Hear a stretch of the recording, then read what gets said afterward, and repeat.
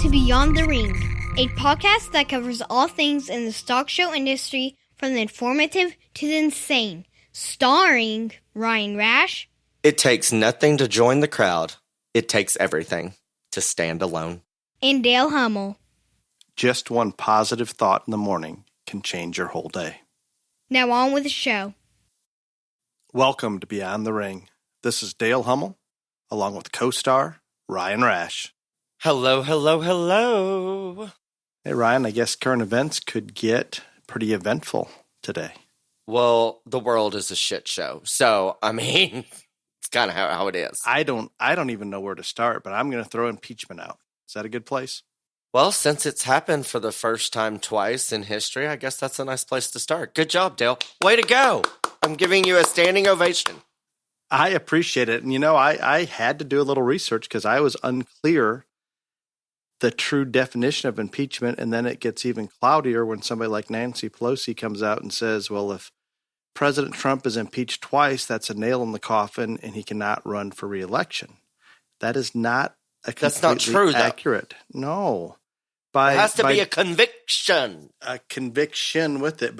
And even then, it's a little cloudy because even if he were to be convicted in the Senate, which I don't believe he'll get 2/3 of the vote. We only need 50% of the vote in the House for the impeachment to take place. Well, that happened. 2/3 approval. 10 Republicans voted with the Democrats. That happened today. It's done. Yes. Now we need 2/3 approval in the Senate. And even after the Senate changes hands or goes to it, I guess it changes hands because Harris will be the tiebreaker.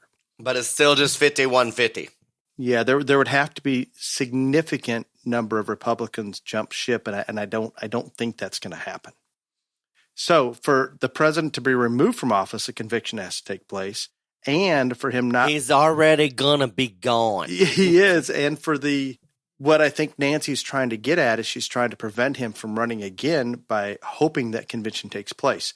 But again, it could go to the courts and it's a very gray area because there's different interpretation. However, it is confusing. Unfortunately, there is a provision in our Constitution that has been discussed by some of the scholars that I fear may be implemented. I do not think President Trump has done anything that would justify allowing this provision to be invoked. However, it seems at this time in our history, partisan politics overrides the truth and the simple, clear facts. The provision is Section 3 of the 14th Amendment that states, insurrection or rebellion against the Constitution is a standard to invoke this amendment. This was put in place after the Civil War to prevent Confederate soldiers, officers, politicians from holding public office. And that one, if they wanted to push it through, now I don't believe it could be just, but at this point... Well, that's what they impeached him for, though. Yes, but they did not invoke this provision, to my knowledge. Oh, okay, I'm with you. I'm like, that's what... But it appears as though that loophole or that provision that was put in place right after the Civil War, if they chose to, and obviously they've been made aware of it, that's one that I don't believe that he did that, in my opinion, and everybody's going to have a different opinion, but I don't think it matters. I think if they have the votes to do it, and I do not know if that would be similar to the impeachment process where it's a 50% if it has to be majority. 2/3 or what, yeah. I didn't get a chance to look that up deep enough to see where that goes, but I did want to make sure to clarify for everybody, impeachment is nothing more than the majority in the House. The conviction is 2/3 in the Senate. If that were to happen, it's a gray area whether he can run again. If they invoke Section 3 of the 14th Amendment, then he's screwed.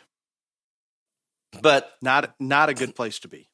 Well, and again, that's 2 years away, and God knows what will happen by then. And here's the thing. They're trying to do everything they can so he can't run again, and I get that and whatever. Whether it's legal, I don't even know if they think they can legally prevent him from running again. It's more if we can just trash him and tarnish him as much as possible, then maybe he won't. And if he does, then he won't be able to win. But like a couple of thoughts on that. So first and foremost, I don't know where the Republican Party's head is right now. It's clearly not thinking straightly. But other than that, I think there are a lot of very talented, bright, upcoming Republicans, your mistress from South Dakota, Nikki Haley, some of the Trump children. There's lots of people out there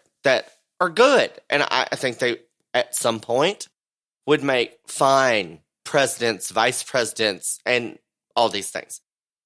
There is no one in the next 4 years that has the following that Trump does. He got 75 million votes. That's more than any sitting president in history. That's more than anyone else other than supposedly Joe ever. Trump's votes were real. No one gave him extra votes.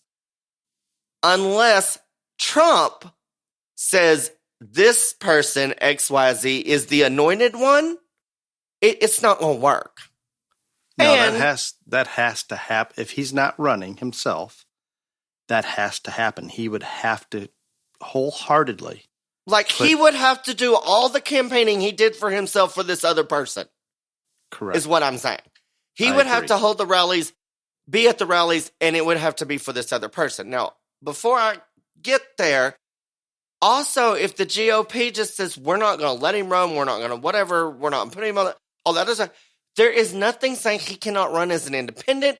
Some people want to have the party of Trump. I don't think they would call it that, but they want to have, there's serious talk in this country about having another party. That is a very bad idea. That does not work. I didn't say it was a good idea, Dale. I said it's a real Does not work. thing that's going on. But if any common sense is put into play, that can't happen because you divide that party. Do you think there's a lot of common sense being put into play right now, sir? I do not. Okay.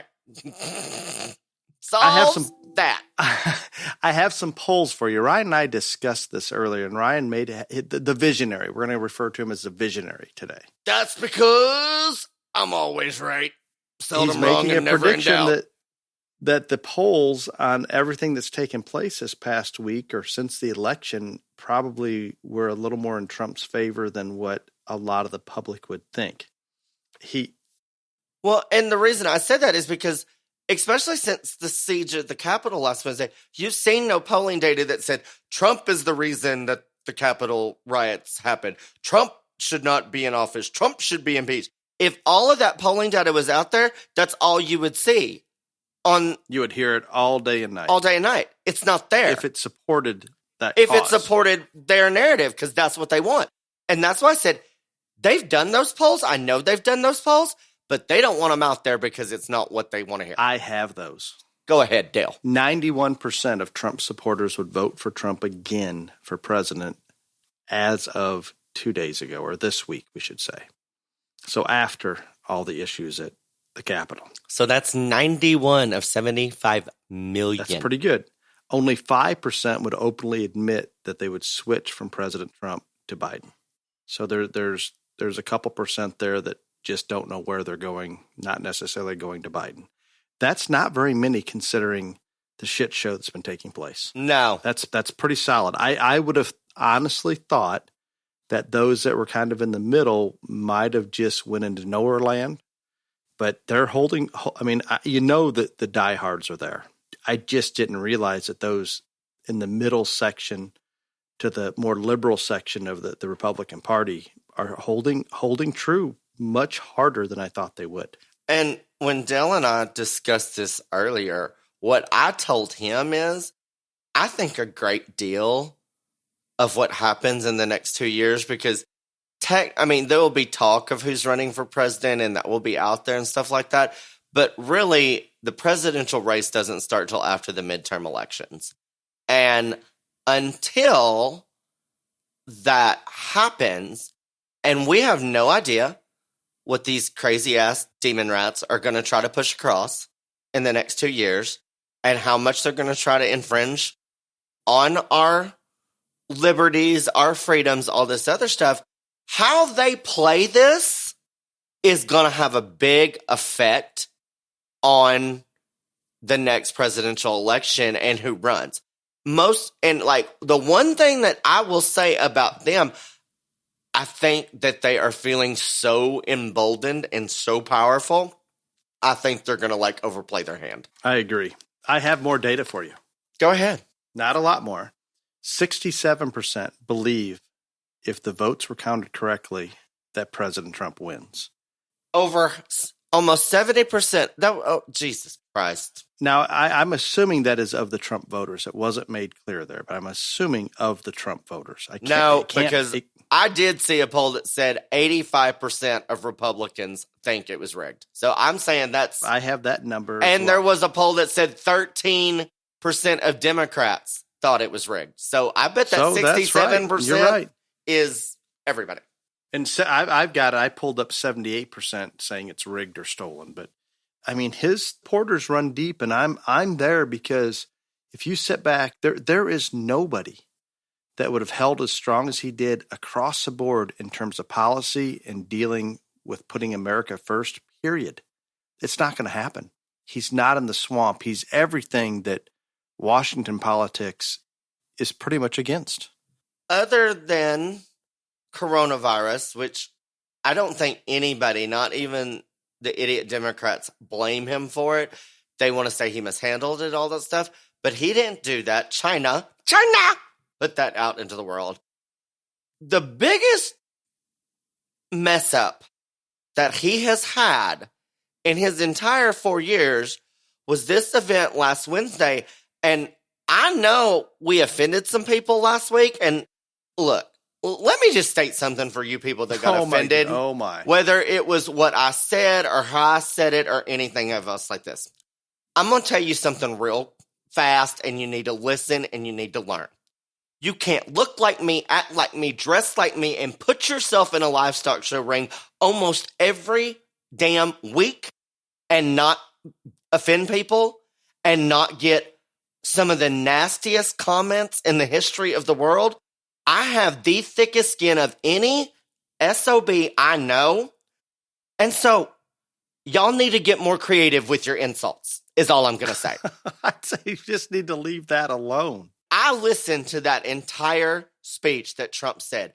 He never said, now go to the Capitol and seize it and break shit and jump up scale walls. None of that was there. He said very plainly, we are going to the Capitol and we are going to cheer on the people that stand with us and peacefully protest the people who basically were going to sell him out in the electoral college vote process. And he never told them to do that. And the reason, not just because I heard that with my own ears, the reason I know it's true is on any of this media coverage, whether it was on the mainstream media, Facebook, any of this social media, you never once heard a clip of Trump saying, go do X, Y, and Z, because it's not there. And if it was there, they would have played it 5 million times by now. Agreed. There's no question Trump did not want that to happen. However, I'm going to step in and maybe step on toes again. I don't know. I wasn't finished, but go ahead. How many Antifa or Black Lives Matters or plants or whatever you want to call them, I'm not saying they weren't there. I don't know. I don't have that information. There's a lot of conspiracy theories and maybe not even conspiracy. There's just theories on those being there. And if they were, they put a lot of thought into it, and it was well orchestrated if that's the case. And maybe there were some there. I don't have knowledge of that. It would not shock me if they were. But unfortunately, the true Trump supporters that were there because they were angry the election was stolen, they let the emotions go further than maybe they should because they got caught up in the moment. They did, and you can't argue that. And anybody that wants to tell me that the thousands of people that scaled that wall and that there weren't Trump supporters in there, well, you're living in fairy tale land, and I hope you like it because I don't know for a fact that any true Trump supporter actually busted into the Capitol, stole Pelosi's laptops, broke down the doors, or any of that. But I am telling you, I witnessed that whole event, and there were lots of people that breached the area that you're supposed to on the Capitol, waving, and they weren't doing anything besides standing there waving a Trump flag, all that stuff. I didn't see him go in there. I don't know who went in there. I don't think any of us know how many people actually broke in and went into the Capitol. And maybe they were Antifa or whoever or plants but for people to think that the masses that scaled that wall and surpassed that perimeter weren't Trump supporters. Okay, I'm going to tell you, you live in La La Land again. And I'm not sure. I understand the anger. I understand the reasoning. And I do believe that if the votes were counted correctly, it is my belief that Trump wins. And I don't have another option. Same. I don't know. I think they're out of options, and that was all emotions got carried away, and that's all they thought would help. People are pissed off. I'm pissed off too. But in hindsight, we've beat up on these rioters and looters for how long, Ryan? Since it started. And that's the whole thing. When we are sitting here talking about how horrible the rioting and the looting in all of these cities have been and how destructive and devastating it is to business owners, how it's against everything America stands for. What happened last Wednesday is the same. And so you can't say, that's like, then we would be Democrats, because the Democrats thought it was perfectly fine for them to bust windows and steal and all that because it was in what they wanted. Now, when the people that we stand with and we believe and their beliefs do something wrong, we have to be the ones that say, you know what, that's not right as well. Or we're just hypocrites. I agree. I think that's. And again, if that offends anybody, I'm real sorry. Go listen to some other podcast. I'm fine with it. And that takes us in. There is some hypocritical things taking place right now as we speak, and it shocked me. Oh, don't even get me on Twitter and Facebook and. I'm going to take that path just briefly. Google owns YouTube. Facebook owns Instagram.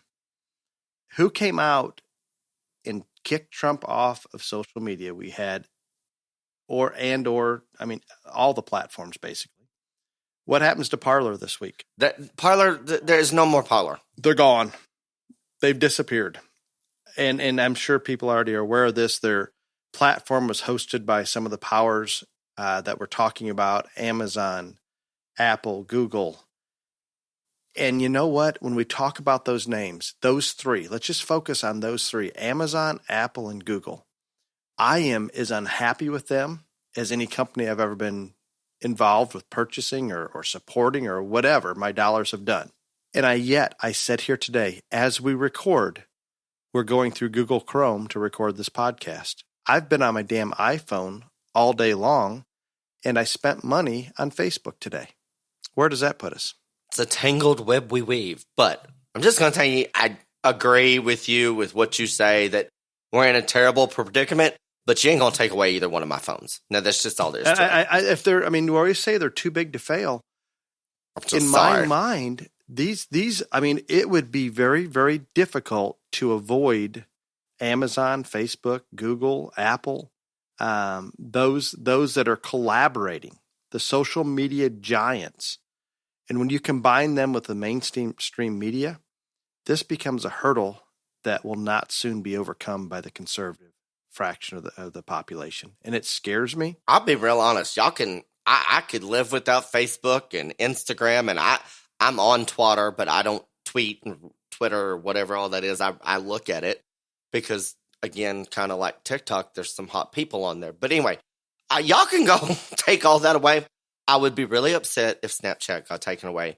But y'all can take these laptops, Apple laptops, y'all take my phones away, I'm going to have a problem. I'm just saying. But that's part of it. We're too engrossed into, they've become that big in this monopoly. There is a very minimal chance that the monopoly infractions of the social media giants will be addressed in any manner when the Dems take control of the House, the Senate, and the White House. In turn, if these mega media giants continue to limit conservative content, and they're going to, and allow liberals to get their message out, the chance of ever regaining control of the White House and or the Congress, it's going to be increasingly more difficult. It's the censorship to the level that you only hear about in other countries. You never think it can happen here, but they have made a choice, and it is my belief that these media giants, when they side with the Democrats, all of a sudden, when they're in bed with them, how are they going to come back? I'm not saying there aren't individuals within the Democratic Party that are going to be avidly upset and against this, but the bulk of them realize that keeps them in power because they're going to continue to beat down that conservative message. And there is literally the outlet is gone. It's just gone. I have no idea how the message is going to get out accurately and fairly from this point on under these circumstances. It's concerning. I'm not saying that everything that you just said is not a huge issue and a huge hurdle. Ryan, I have to post in code when I put a Facebook post up for I Beyond the Ring. know. Would you? And that is ridiculous. That is censorship to the max. Yes, sir. Could I at least finish my thought here? Oh. I think that is a problem. I think it is an issue. I think it's a hurdle.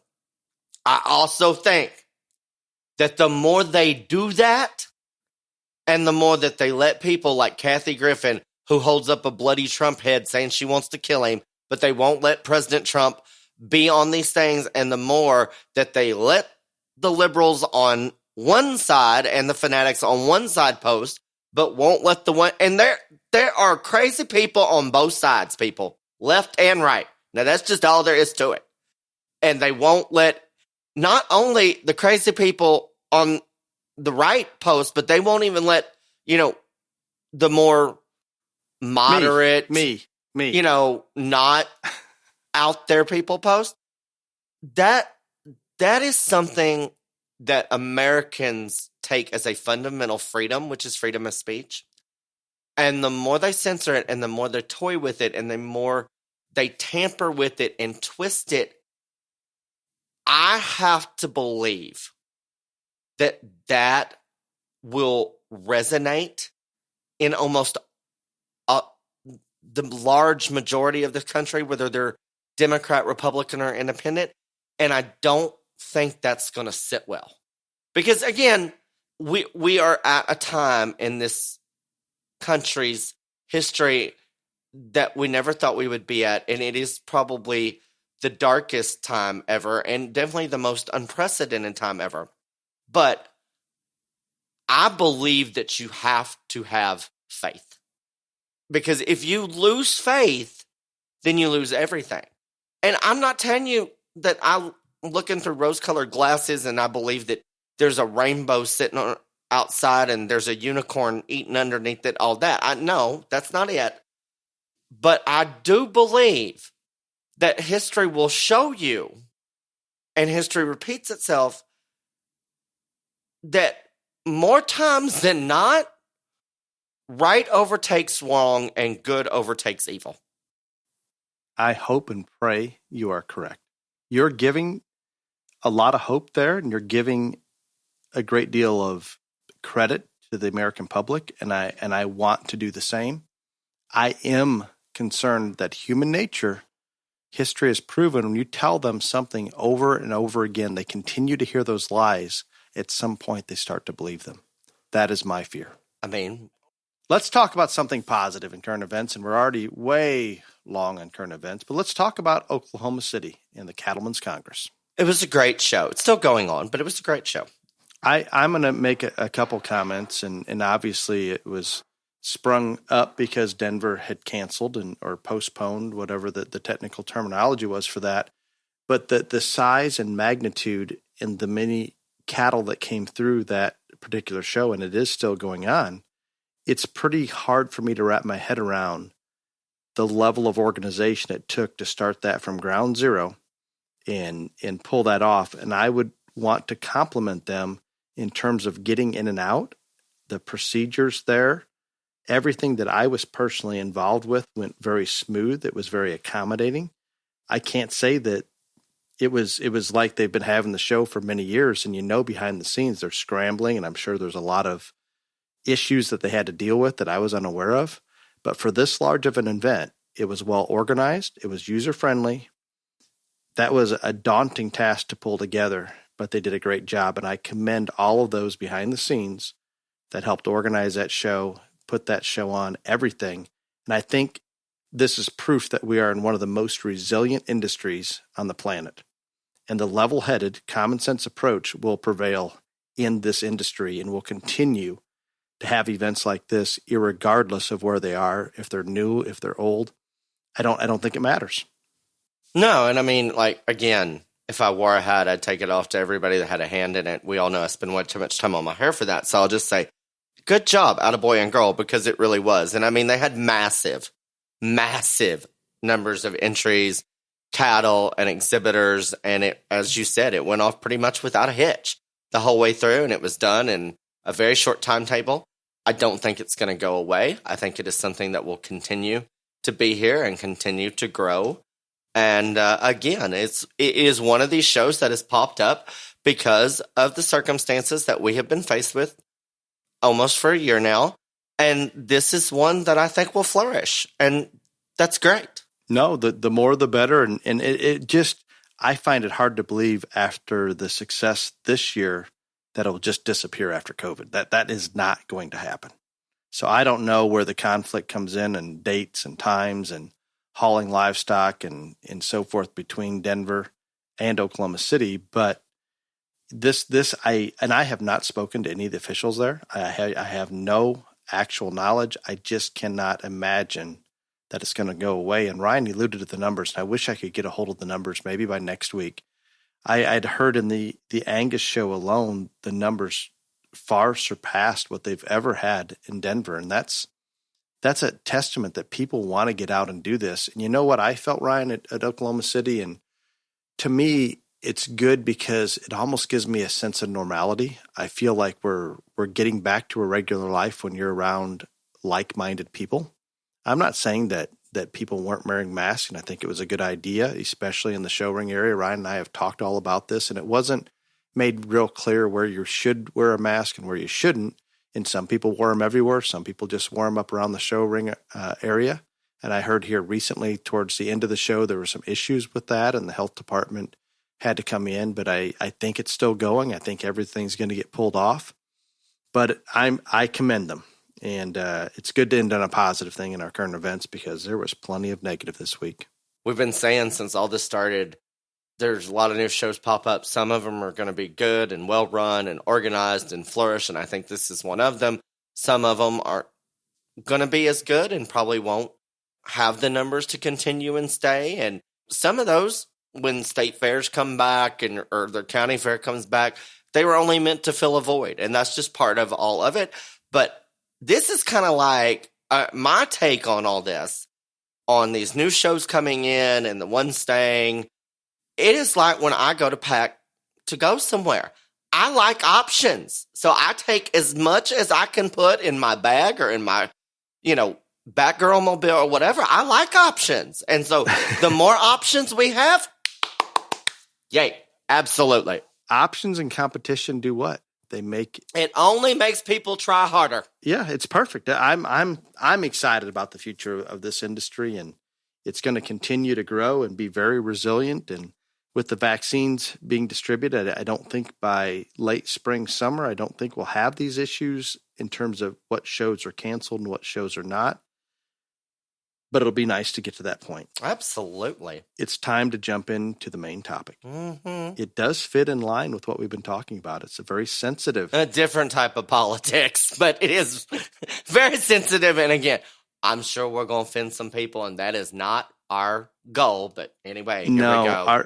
Our intentions are to be as honest and as transparent as possible for long-term benefit of the industry. And I want everybody to remember that.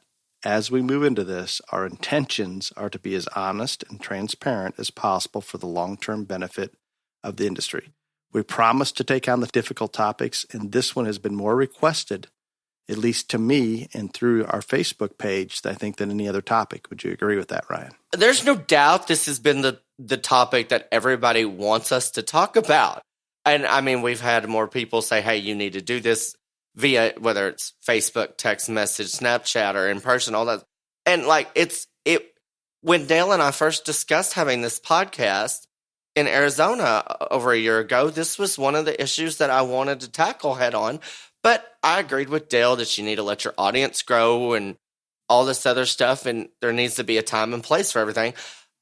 I thought that time and place was going to be the very first session of, 2021. And then, the world went to hell. So we kind of had to do something else. But here we are. And so it's not here to offend anybody. It's not to point fingers at anybody. It's just to put this out there because while people want us to talk about it and go on record for it, and y'all know that that's what we're fixing to do, I don't think there's a lot of other people that are willing to. And we're going to openly discuss what it is. And Ryan, why don't you lead us into it? And I think you and I are going to agree because we have talked about this, which is very unusual for a lot of our topics. But I don't think that you're going to get Ryan and I arguing a whole lot on this topic. Well, and politics in the show ring is something that is there. And I'm also going to say politics is in Little League or figure skating or any competitive event that has a referee, an umpire, or a judge. And it's not that the livestock show industry created this scenario. That's just kind of part of life. And so some of it is just kind of baked in the cake. But also, there are things that need to be discussed and we can talk about. And y'all know I've stated on here many a time that I am not a hypocrite. I can't stand to be hypocritical. And so I want to state from the beginning, I am very well aware that probably times when I was a junior exhibitor, I know times since I have been brokering and selling animals and things like that, that I have probably been favorited or been the benefactor of politics in the show ring.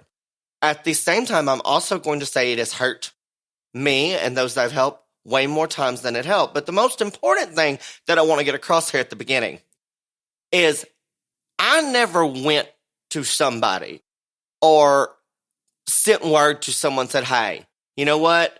If this goes well, then the next time I sort or something, I've never done that.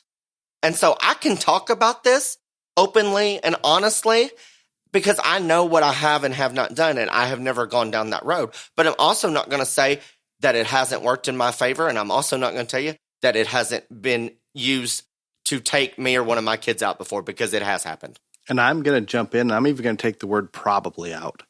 I'm going to go a little further. My children or clients that we've worked with or our genetics, I'm sure have been on the positive end of politics at certain shows. I'm also very confident, as Ryan is, that we've been on the other end. We've seen both sides of it, and it sure would be nice if we could just eliminate that and just move forward. I don't know how to do that, but we're going to talk about some of the options today, and we're not naive enough to think that our discussion today is going to change all that. But if we can open some minds and get it out there and publicly talk about it and talk about it with each other, hopefully we can move the right direction. Hopefully that helps. And we've both been on both sides of it. It is what it is in terms of being a part of our industry. And I wanted to add to one thing that Ryan talked about. It's in figure skating. It's in Little League. It's everywhere. But we get so engrossed in the stock show industry. And sometimes that's all we think about day and night. We think, well, politics has just invaded this, and we don't realize it's everywhere, literally. So we've got to cut ourselves a little bit of a break in terms of recognizing it's not simply a livestock show ring issue. And, I don't know what the answer is to clean it up totally and remove it as much as humanly possible from our industry. But again, I think putting the topic out there and having it be on the minds of people. And again, I'm not patting ourselves on the back, but like podcasts are a relatively new form of media and stuff. But like no one has really ever taken on this topic. And so I do think having it out there is going to help, because anytime you talk about things, whether people are for you or against you, if it's out there, it's going to get translated in different ways, and more people are going to discuss it. And the only way to get change or to affect change is to get the ball rolling and get the ball started. And that's kind of where this is at. And one thing that we've said that, the other thing is I'm going to be the first to tell you that I think politics gets yelled and screamed a lot more times than it actually happens.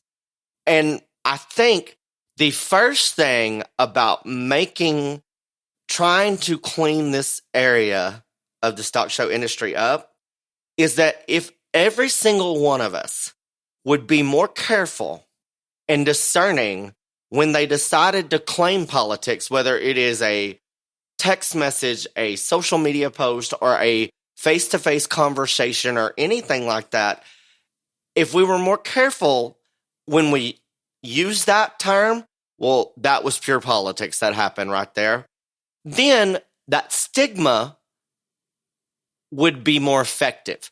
Because now it just gets screamed at a whole lot of times when you get beat. And none of us like to get beat. If we like to get beat, we wouldn't do this.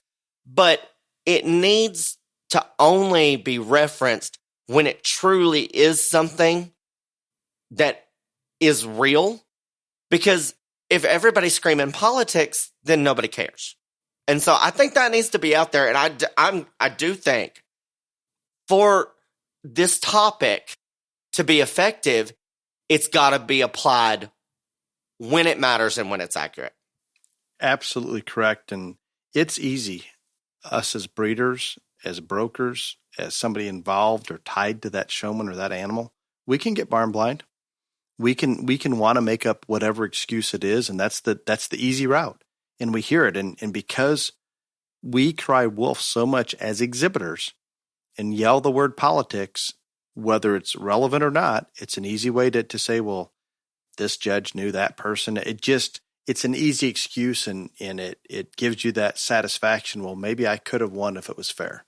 It does exist, but I would venture to guess, Ryan, if we go all the way down to the county fair level and the jackpots all the way up to the national shows, because there's so many more of the county fair level shows in a situation where, in my opinion, that's where we hear it screamed as much as anywhere, even as much as we do at the national show. Those county fairs, they get emotional. They get intense. I mean, you'd think it would be the opposite. And I'm not saying it's not screamed at the higher levels and not happening at the higher levels, but it goes all the way through the ranks. And that emotion that gets involved into that county fair and yelling politics is a manner of excusing why we didn't win. It's happening all too often. And it's difficult, very, very difficult to cry wolf that often and ever have it resonate when it's really needed. Right. On this topic, I don't think that there's a person that is going to listen to this podcast that has not seen it actually go down in a show ring, whether it's county fair or national show. I don't think it matters. It wherever it happens, it's not right, and it shouldn't. And we've witnessed it when an animal wins, and everybody talked about beforehand that animal was going to win because of X, Y, and Z. And so we knew that possibility was there. And when we watched it go down in the show ring, and then we listened to the sorter, whoever he or she may be, give their reasons on that animal, and either they weren't accurate, or they were too forgiving, or they flat just didn't say what was wrong with that animal, and just, filled us all full of BS and said, that's the winner, then you immediately knew that everything that was talked about before and thought about before and all that was right, because they cannot justify accurately why that animal gets to win. And so we've been there and we've seen it, and it does happen. And I want people to know that I understand it does happen, and it never needs to happen. And again, getting this topic out there and discussing it and putting it into the spotlight is a way to start that ball rolling. But you've also got to go back to the fact that sometimes we just get beat by a better one, or sometimes judge just didn't like the kind you have. But I do know it happens. I've witnessed it more times than I want to. And it also doesn't just happen on, I'm going to use this person to win. It happens in a variety of different ways. And it just doesn't, it normally is just not one animal. It is maybe so-and-so wants XYZ to win. Well, ABC brought in a great one, and they're not going to get beat, so that one gets put third, and they say something like, this one's got to be first or third, and like we've talked about before. Or somebody they don't know comes in with one that they know is better than the one that they need to use for whatever reason, and they just take that one out. It's not as easy as, I'm going to use this person to win and nobody else is affected. Because when that happens, it's real blatant and it's real obvious, and those people don't normally get asked to sort a lot of times. There are people out there that can have a little more finesse. And so, again, it's not as easy as this person won. There are a lot more people involved and infected. No, and it's disheartening is what I want to use. All the kids involved and the hours in the barn and just the immense amount of time, effort, capital, everything's put into it. And on occasion, and I think it's fewer times than not, especially fewer times in what we screen politics, but as Ryan stated, it is happening at every single level. And when it does happen, it's very frustrating that those kids that busted their butt, did everything they possibly could do, truly don't even have a chance to win. And that is the most disheartening thing I can think of. I can think of examples, and we can go down a lot of ways, and we're never going to use names or shows or anything like that. But think of it this way, and Ryan obviously judges a lot of shows. I'm beginning to judge more shows and kind of sat on the sidelines for a while. But it's human nature. It's a fact of life that if we're out there judging, or you have the parents of a particular child showing in one show, that judge uses that child, and all of a sudden it's reversed and it's the opposite. We're showing under the parent of the young man or girl that just won. Whether they deserve to win or not, it looks bad, and politics are going to be screamed. Sometimes is it a favor? Yeah. Sometimes it's not. And being able to distinguish the difference makes the waters pretty muddy, and it becomes very, very difficult. But there's lots of different reasons, and when you tie in the financial aspect and what some of these market animals are bringing as prospects, and you think about how different camps are starting to have more and more control and more power, my fear is as we build these camps or even breeders, we go out and support all of our customers or clients as best we can. It's just difficult for what I call that independent or that individual to break through all these things, and not just politically, because the others have so much assistance and so much help and so much guidance. And that's real. I mean, you can scream politics. You can say, well, that camp's going to win or this camp's going to win. Well, guess what? They have everything on their side. They have that political tie or connection because they're so large. They have the infrastructure and protocols in place and enough people to assist all those clients that it's difficult to overcome that as what we'd call an independent. Does that make any sense, Ryan? That independent showman is becoming more and more difficult to win on the national scale. No, I think that's right, and I think that's true. And like you said, it's disheartening. And I know a lot of people aren't going to understand this or like that I say this, but for a lot of people out here, this is a business. This is a way of life. And so it is more than just putting an animal in a kid's hand and hoping the best for them. It is, I have to have results so more people want to buy my stock and at higher prices so I can create a better livelihood for my family. And that plays a role in it. And again, not saying that justifies anything, but that element is there. Absolutely. And I want to make one statement that very good people will do bad things when they have no choice financially and a manner to provide for their family. When you're talking about things like this, and this goes back to kind of one of the points at the beginning, talking about when politics get screamed and stuff, I want to be very clear that yes, politics does happen, but there's a big difference. In politics, and then someone or several someones knowing the type and kind that said judge likes and bringing that type and kind to that show and ends up winning. Because I am known for being consistent. I use the same kind as much as I can. I am the one when I have to sacrifice something that I don't like in a class or a breed, I am the first one to call it out and say, this one is not right up front, but in this class, that's the one that needs to win because X, Y, and Z. People have watched me judge enough, and I've been in this business my whole life. I do have friends, people. I know a lot of people don't think I do because I'm pretty much known as a raving bitch, but I do have some friends. And the people that know you or that have watched you judge, if they're smart and do their homework, then they know what kind to bring to you. So yes, I have used the same person to win shows. I've used lots of different people this multiple times. When you judge as much as I do, that's going to happen.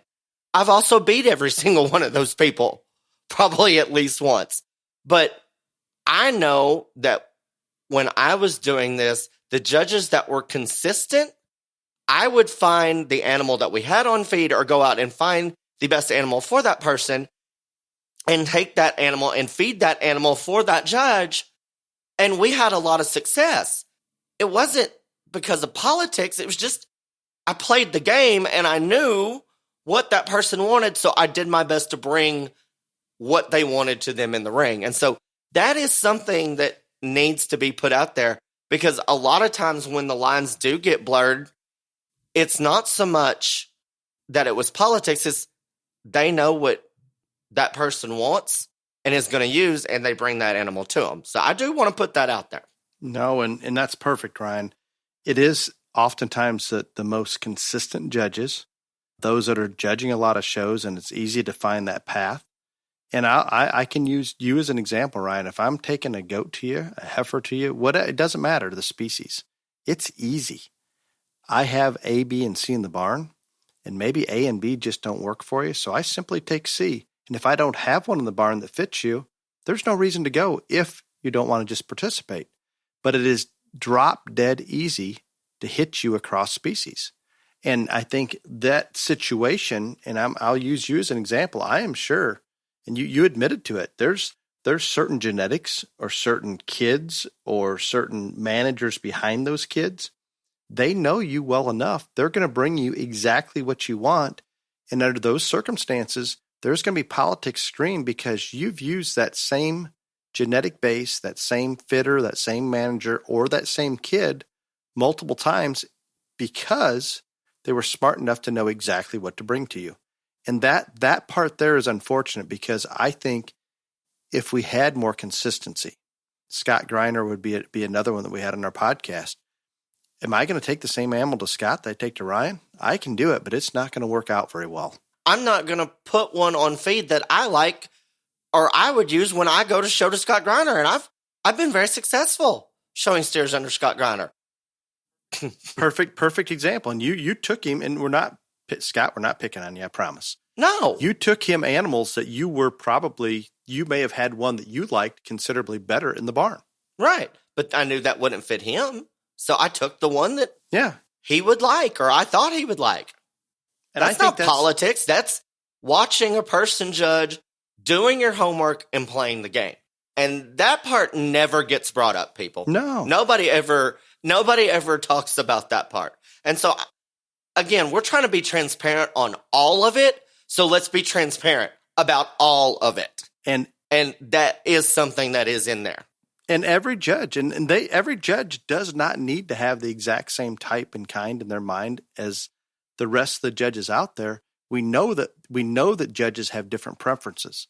I'm not saying, and there are some judges that are just not consistent. Not saying they use bad ones ever, but they just don't use the same good one every type and kind. So every single time. So that's there too. And in those instances, I understand. But when it is somebody that is consistent and the same kind that person always uses to win, then I don't think that's politics. I think that's just playing the game and being smart about it. And you know what? Why are we in this business? When we talk about the stock show industry and we're talking about building kids and preparing them for adulthood and all the positives that come along with it, well, making intelligent decisions and adapting and taking that animal to fit that judge, or seeking out the show that you think your animals are going to get along the best because that is the type that particular judge likes and it fits that judge very well. That's all part of life. We need to make those life decisions later, and that's simply doing your homework and making an intelligent choice. And don't we want our children to learn how to do that? I think there is no better program in the country or the world to raise your kids, because it gives them the tools to succeed in the game of life. And there are no participation trophies given out in the game of life, at least not yet. Now that may change, but as of right now. And even I'm gonna say it, in the 4-H world, the progression that we've made in 4-H and extension here, everybody wins. We even have situations in our state contests, and we have some individuals involved that don't want to declare a champion team or a champion individual. Oh, yeah. wow. Yeah, that I'm going to speak out very strongly against. Competition is life. And if we don't teach these children that they have to compete, they're not going to be able to compete as well in life. Now, some people may choose not to compete fiercely, and that's fine. They're probably going to live a longer, less stressed life, but they may not find some of the successes that others would like to achieve. You know, another part of politics in the show ring is not something that is contrived or planned or happens beforehand. And again, I don't know if this gets talked about enough, but in the world and age that we live in, the large majority of us are active on at least one social media platform, multiple social media platforms. And so people post winning pics or clipped pics or baby pics or getting ready for show pics of all these animals, and oh, we're getting ready to go show, or, you know, this one won this show and all this stuff. And we all see them. I'm not saying that those are, sometimes they are put up there specifically in the hopes that the guy judging the show or the gal judging the show next week sees that and knows that person's coming. A lot of it is so every possible judge can see that animal and see that it's been, you know, on a hot streak, or it's been victorious, or it's been a winning one. And a lot of times at a lot of shows, and I'm not just saying the county fair level or the jackpot level, sometimes at national shows, there are people in the ring that let that influence how they sort. And that is a form of politics too. Because just like you were talking about that independent exhibitor, Dale, they're probably never going to be that one that you see on your news feeds or see on the websites or all that.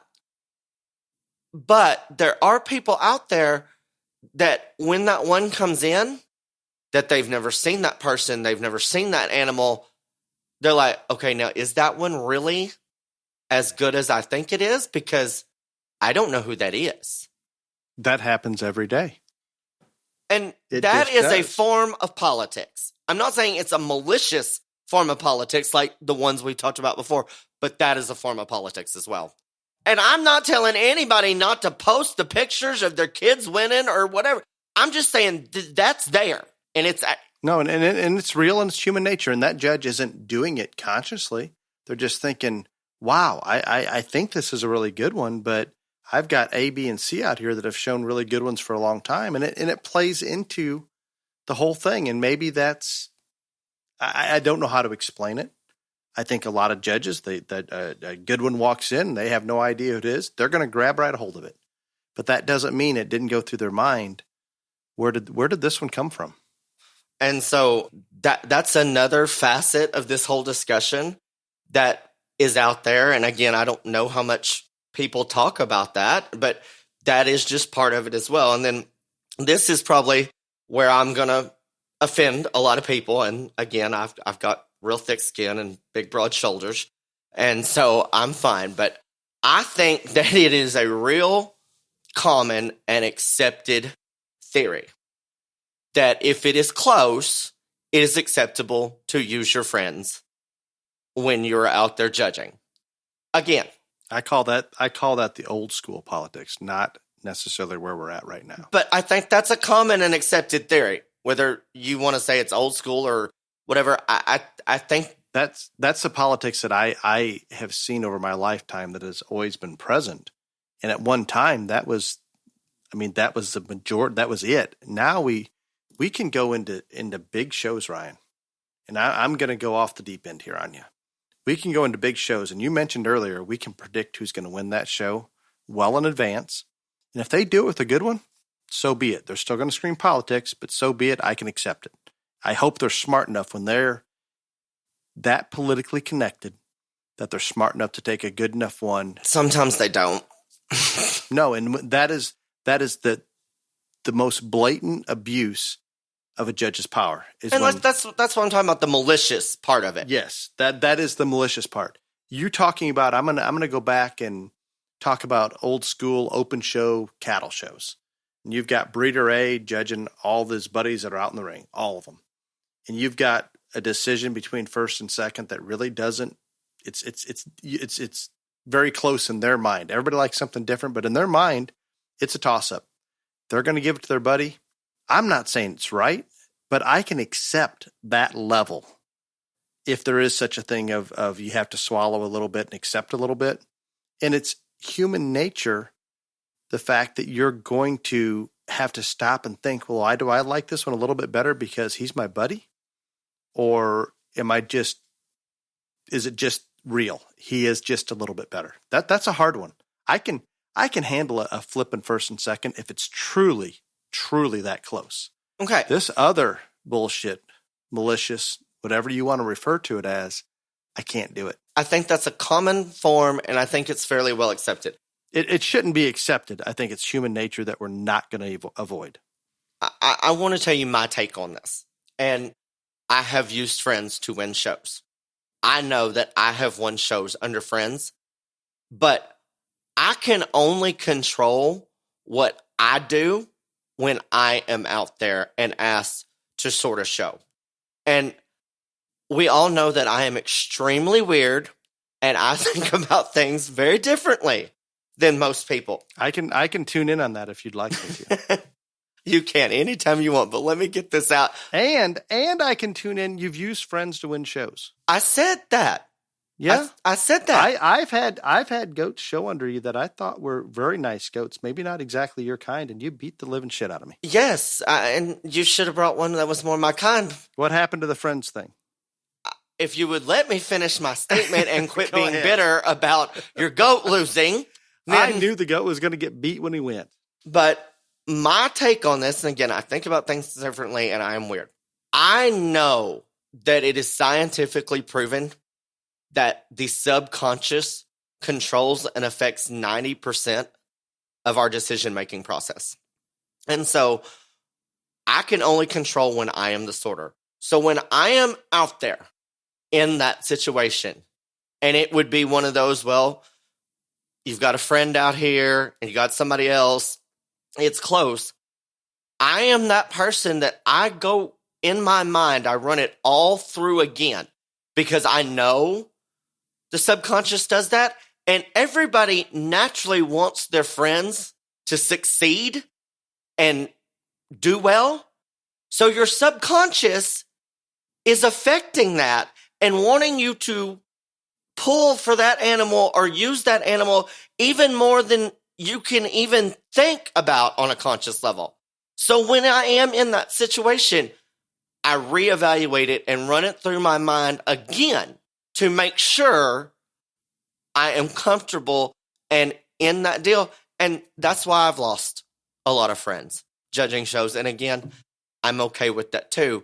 But that is my take on it's common that if it's close, choose your friends. And so that part is there for me. And I know people are going to think that he's an absolute whack job, but that's real. And it may not, like you said, it's not even necessarily always conscious. And I think you're fighting against you. And all kidding aside, prior to Ryan and I starting this podcast, and even afterwards, obviously our friendship and communication has grown dramatically over the course of the podcast.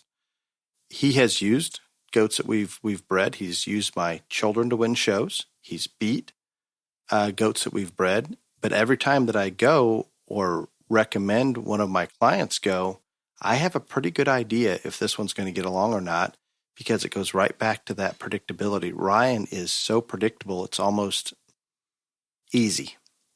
I hate to call it that, Ryan, but it is.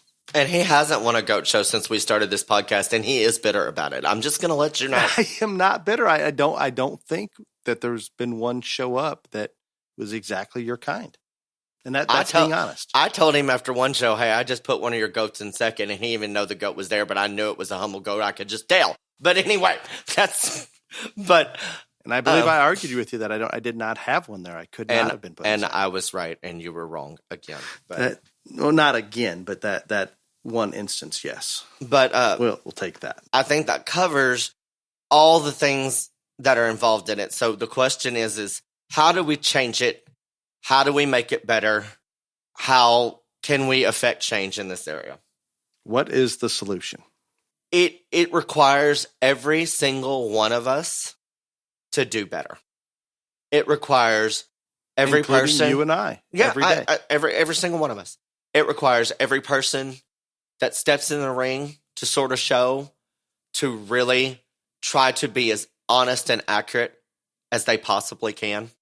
It requires everybody that's there at that show participating to hold judges accountable when they need to be. It takes all of you people, whether you're a broker, a breeder, a mom, a dad, an ag teacher, or enthusiast, you have to go and express your opinion to the people that select the judges. And you got to find out who those people are. Because some of these national shows, they get sent a list. Maybe they get to choose. Maybe they choose some of themselves. You going and talking to your friend at the show about it isn't going to get us anywhere. Doesn't do any good at all. You've got to go and express your opinion to the people that make those decisions, whether it's a breed association, your state fair board, national show people. That's who you've got to go to and talk to. And don't be confrontational about it. Just say, I need you to hear me. I do not think the answer is to bash people on social media. Now, that's just me.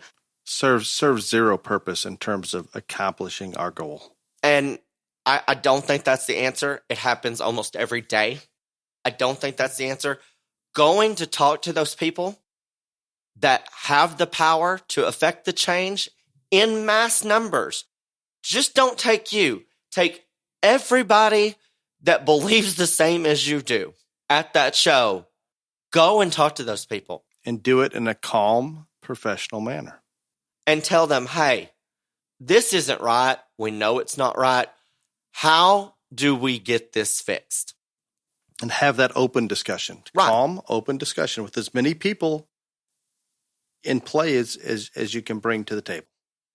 It is going to take those people that I'm talking about that do make those decisions, whether it is a judge selection committee of a breed association, whether it is the people who make the decisions at the county fair, the state fair, or the national show level, to research their options, talk to people, get their opinions. And it's now time that we don't just go and ask the same 5 people that we've been asking for 15 years. Hey, do you think... This wears on me. That right there, Ryan, you hit a very sensitive topic. Unfortunately, and again, I appreciate those superintendents. I appreciate everybody that's behind the scenes putting on these shows. But it's hard to imagine, unless they grew up in it, and a lot of them have, those that are making that ultimate decision on what judge comes in. It seems like, to me, if somebody breaks through and judges a national show, judges Kansas City, all of a sudden, irregardless the populace or I thought they did a good or a poor job evaluating and consistency, all the things that we discuss, they're likely to judge Louisville, Denver, Arizona. It seems like that train, once it gets on the track, very seldom changes, and that doesn't mean it's always right. Once you break through, you're in, but some of us still can't break through. But researching that person, that committee that has that power to hire those judges, if they could put all the effort possible, and I know they can't spend day and night doing it, but talking to others, researching, listening to their exhibitors, everything that you'd want to happen, rather than just saying, well, such and such just judges show, let's hire them. I heard somebody said something positive, and that may be right, and it may work really well. But there is no question in my mind the multitude of times that one judge is hired because they were hired at show A first, they continue to move through the process, and some of them are great, and it works, and it's consistent, it's all works out well, but other times it really doesn't, and you just scratch your head and think, how is this happening? And the first time they were hired, maybe it wasn't for the right reasons. That's my challenge to those people that make those. Talk to more than the same 5 people that you've been asking for a long time, and do the research and all that. And another thing, and this gets no traction, and I don't understand why. And people say this is self-serving. And again, I don't feel that it is self-serving. I think that in all aspects of the show industry, and I have said this on multiple podcasts, we're one of the few industries that don't believe hard and fast in the theory that the customer is always right.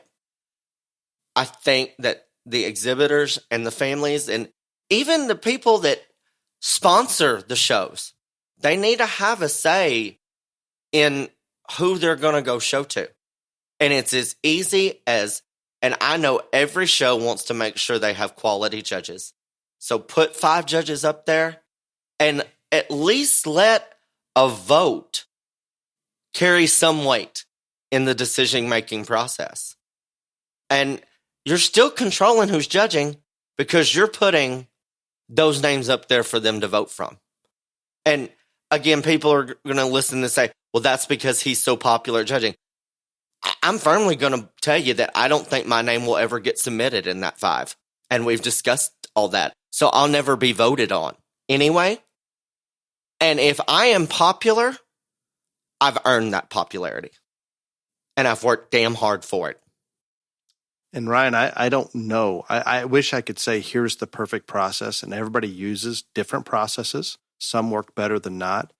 But at least put some more thought into it and do everything you can. And sometimes we get numb to the fact of how much time and effort, the expense, everything that goes into getting that young person in that show ring and wanting to give them a fair shot. And again, I'm not saying select the judges that necessarily like the type of livestock you do, but let's select the ones that we believe are going to do an honest job, that ideally are consistent, so those that are exhibiting can bring the animal to them if they have it that they think will get along well, if they're on the real competitive side. If it's just participation, you still want a judge that's going to go out there and do as fair of a job as possible. And I don't know, Ryan, I don't know what the magic formula is to determine how. You're missing one criteria: someone that cares about those kids. Absolutely. And I think that in itself inherently solves the other problems. I know this conversation is going to be lost on some. It's going to be heralded by some. It's going to be cussed and discussed, and that's fine. But it is a real thing that happens. It is something that can be better in our industry, and we can help change it. But it's going to take every single one of us wanting to see that change.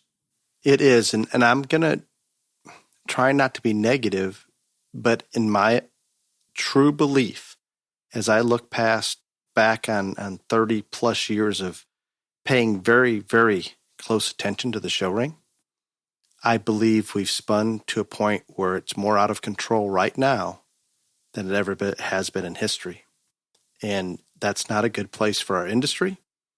It's something that I'm going to take to heart as best I possibly can, the words that Ryan said, that it's going to take each and every one of us to make a conscious effort. We can't cry wolf because we got beat and say it's politics. I can't cry wolf and say such and such family got beat. Well, it's easy for me to say, well, that judge knows such and such, and just like what you hear every single day. I'm not saying it doesn't happen, and when it does happen, we need to go to those that are hiring the judge, make our case well known, and do it in a very professional manner. But as we stated earlier, guess what? Politics is used as an excuse more than it actually happens. And that's a strong statement when I just said it's worse now than it's ever been. And I could go through species by species and explain the camps that are affecting some things, the parents that have their own kids showing that are judging multiple shows and others are going back and forth, to the fact that Ryan talked about some of the financial aspects, how a judge may be tied in one way or another. There's just a multitude of areas. And I'm not saying we can't overcome this, and I know we can. There's no question we can. We all want to be in this industry for a very long time. We all believe that this is the best youth event on the planet. So let's do what we can to make sure everyone has a fighting chance, a fair chance, that we're doing it for the right reasons. It's easy to get sidetracked. It's easy to try to take advantage of every situation you possibly can because it is so competitive out there. You think, wow, I have this chance. Let's just go with it and not worry about the consequences. We cannot be short-sighted. We have to look at the bigger picture. And that's me, that's Ryan, that's everyone. I think that's a great way to sum it up there. Ryan, you knew this was going to be maybe challenging. I think we stayed politically correct as best possible.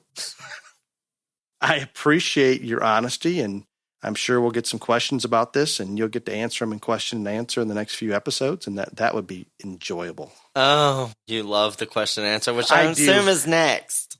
It is, and it is sponsored by Pope Joy Livestock Transportation. Please follow Pope Joy Transportation on Facebook for their updated routes. I can't say enough positive. Stephen checks in with me every time he's going one direction or another, and things are usually done very, very well. The first question comes from Susan. This one actually has been partially answered in our main topic, but we can clarify, and I appreciate the question. I have noticed across species that many of the most successful breeders' children are doing a great deal of winning at the national shows. Is it their ability to take good ones to the show that are 100% on point, or is it the face recognition? I think we kind of addressed it, maybe not that directly. Maybe not that directly, but again, if you've been in this business for a long time and been successful and your kids are showing, you are going to have an upper hand for a multitude of reasons. Number one, you wouldn't still be in this business if you were just selling average and breeding average ones. You have superior livestock. That's why you've been successful for those many years, and that helps. Just like I stated earlier, every judge, including me, I will tell you, you recognize kids when they come in the ring. Unfortunately, there are people that stand there at the gate to make sure they are recognized or have, I think it was Dan Hogue when he was on here that said he's amazed about the fact that people can spray water onto a hog halfway into the ring and stuff like that. Hogue. And you're going to recognize those people too. I'm going to tell you that a lot of times they win, it's legit because they have been successful. They know what they're doing. They've mastered their craft, etc. And just like we talked about earlier, there are going to be times when it doesn't matter if it's a breeder's kid or someone that's just been wildly successful or whatever, they get the upper hand and they get the advantage because of a lot of different reasons. And then there are some times, like we said, that it was a foregone conclusion before they went there. So the answer to your question is kind of D, all of the above. I would agree with that. And I can say at the very least what happens when, and I'll use the goat show ring for an example. When one of my daughters walks in the ring, it's more than likely that some of the judges are going to recognize that they've been at other shows or had success. And at the very least, they're probably going to take a second look or just make sure that they've acknowledged that animal and made sure they didn't miss it. Does that make sense? Mm-hmm. And I'm not trying to be, it is what it is. So that goes back to the subconscious. Well, if I'm out there judging a show and somebody that's won under me multiple times comes in the ring, I'm not saying I'm not paying attention to everyone that comes in the ring, but I'm darn sure not going to miss that one. So, and I'm not saying that's going to change where that animal ends up, but it's going to get my attention. And Ryan talks about the subconscious. It's there. It's part of it. But I think Ryan's discussion on that, it's all of the above. And there is no one answer to it. But Susan, I hope that kind of helps. And I think you have to look at each individual situation for what it is. We have one more. Dave from Arizona would like to know if the National Western in Denver and the Arizona National are going to happen next year. I think that the answer to that is they will do everything physically, mentally possible to make those two shows and events happen again. I don't think they wanted them canceled this time. And I think that is what, as of right now, I would think that they would say yes. I would agree with that. And right before... Uncertain times is kind of like the understatement of this world right now. Oh. So I can't, say with 100, absolutely they're going to be back and better than ever before. I think that's their goal. And we should all applaud them and encourage them in their effort and hope that goal is achieved. I agree 100%. Right before I jumped on, I believe it's Instagram, on my iPhone that I don't like touching. It kind of burns my hands with everything that's taking place. But on my iPhone, on Instagram, I saw a post from Denver. I think Showtimes Magazine maybe did an interview with somebody there at Denver and how they're excited about next year and how it's going to be bigger and better. And they're definitely planning on next year and doing everything they can to make it better. And that's wonderful. And that's part of what this competition and more shows is going to do for our industry. And I'm excited. I'm a little sad that the yards are gone in Denver. That would get me emotionally when I'd walk through those yards to get to the hill or to go look at cattle in the yards. I get sentimental about some of those things, and that's one of them. And they're gone, so that part's gone. I'm sure the facility will be beautiful. I'm sure it'll be easier in some situations. So Denver is planning on coming back, and I hope they come back bigger and better than ever. We already talked about the Cattlemen's Congress pulling off an event that I am gratefully, deeply appreciative that they jumped in and did that, because Denver was one difficult show to try to have a replacement show for under that scale and magnitude. Arizona National, I haven't communicated with them recently, but I can promise you they are full board going ahead, planning for the following year. There is no question in my mind that staff there at Arizona National is going to do everything they possibly can to come back and be bigger, better, stronger, everything. And we've always talked about how user-friendly they are. It's kind of exciting to get everything back and let exhibitors decide, do I want to go to the Cattlemen's Congress or the National Western if they're kind of back to back? Both. Maybe we can go to both. Do I want to go to Arizona National, or maybe there'll be another show that's popped up? The more the better. That's where I'm at. I'm the queen of options. I like them. And the visionary. Right. Yes, I am. Without a doubt. Okay. I am excited that we were able to have this episode. Ryan, I appreciate it. Thank you for being so open, and I love some of those answers and discussion with you. Until next week, be safe. Y'all come back now, you hear?